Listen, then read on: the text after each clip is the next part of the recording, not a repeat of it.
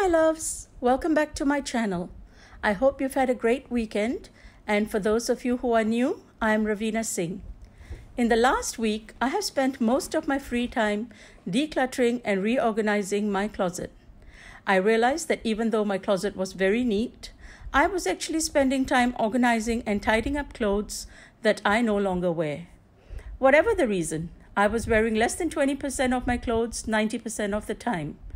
Maybe part of the reason was that I was not able to see everything at a glance, and therefore some clothes were getting overlooked even if they were still wearable.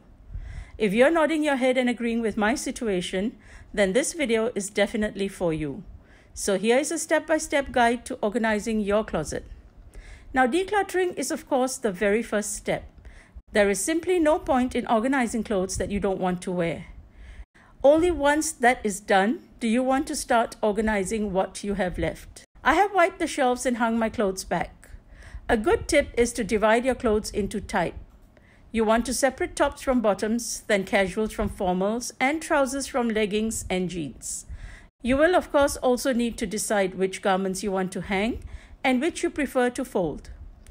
So when it comes to hanging, I recommend that you use a set of matching hangers. I know you might feel that your hangers are perfectly capable of getting the job done, but for a cohesive look, believe me, it makes a world of difference to have matching hangers. The old hangers can be used for line drying clothes, or you can donate the same. I personally avoid plastic hangers. I rather use wooden and velvet hangers, especially for delicate fabric and those with embroidery. I also find it very convenient to leave empty hangers in my closet. When I do a batch of laundry, I bring the basket of warm clothes directly into the room and directly hang the garments. This avoids the need for having to iron wrinkled clothes, and I believe in the one-touch system. You might also want to consider hanging your clothes in a gradient of color. That makes it even faster and easier to pick an outfit, especially when you are in a hurry. As you can see, I have started with my lighter colored clothing and moved on to the darker tones. Another tip for an organized closet is to have all your clothes facing the same direction. If you are right-handed, your clothes should face left. And if you are left-handed, like me, then clothes should face the right. In order to maximize space, you can use this double rod system. Double your longer clothes so you can hang double the number of outfits. I also hang all the pieces of an outfit together. For example, my traditional ethnic outfits, the pants, the scarf or the shawl, and then the blouse all come together. This way, I don't have to retrieve clothes from different parts of the cabinet when I'm going out. And if you have noticed, I have also separated my casual and semi-casual clothes from my evening wear. The next tip is, as usual, to use organizers. You can use baskets, boxes, and dividers to organize your closet. I paid a little more for these than I would have for a wicker basket, but at least I know there will be no runs and pulled threads on my clothes from splinters on the basket. You can also use plastic baskets if you prefer. I have divided my clothes which needed to be folded into nightwear, jeans, tank tops, and shawls. I match these shawls to my home wear for reasons of modesty. There are, of course, many ways to fold clothes, but I like the filing style, where everything in the basket is visible. You can, of course, roll your clothes or stack them as well. Another organization tool for the closet is this sort of a hanger. This allows you to hang a few scarves or belts on a single hanger. I recommend keeping the more formal and dressy and less worn pairs of shoes in the closet or in the vicinity of the closet.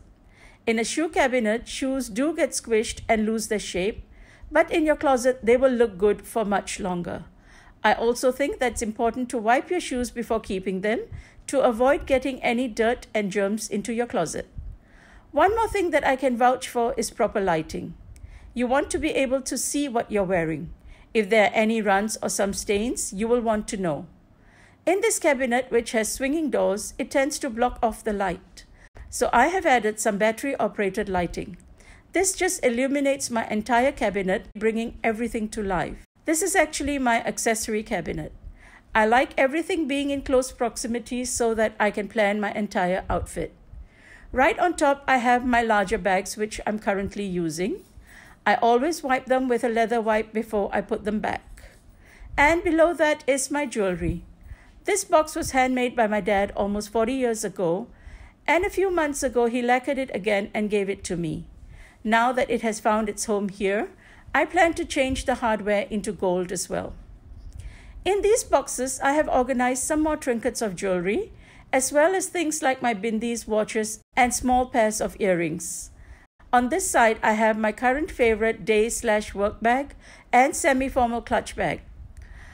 Now for the smaller trinkets. Drawers with dividers are remarkable solutions. Everything stays organized and it becomes very intuitive to return things to its proper place. I have my hair clips here, along with my brushes and curling iron. I also have my sunglasses and a spare pair of reading glasses here. And on this side, I have a tray with some of my pearls as well as my rings. In the drawer below that, I have these scoop organizers from IKEA for my delicate garments. I also have my dressing gowns in here.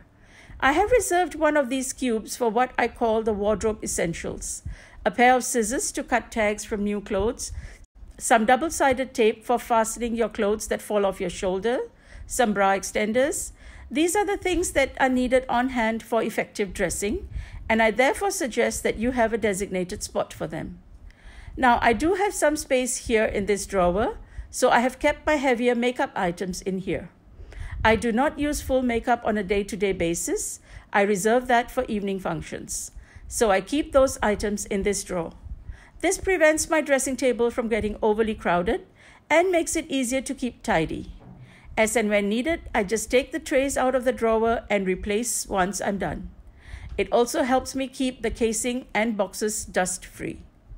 Right at the bottom, I have just kept some fabric that I need to get tailored, along with a basket of my evening bags. I don't reach for these every day, so they sit comfortably out of my way. I've also added these command hooks on the door here to hang necklaces that I wear regularly for convenience, and I also have this hook for easy access to my keys. Well, that's it. These are the 12 things that help me keep my clothes and accessories neat, accessible, and organized. These are my tips that I hope will help you when you are organizing your closet space, and let me know in the comments which is your favorite tip. Do give this video a thumbs up so I know you have enjoyed it, and don't forget to subscribe to this channel. Until the next video, this is Raveena saying happy homemaking.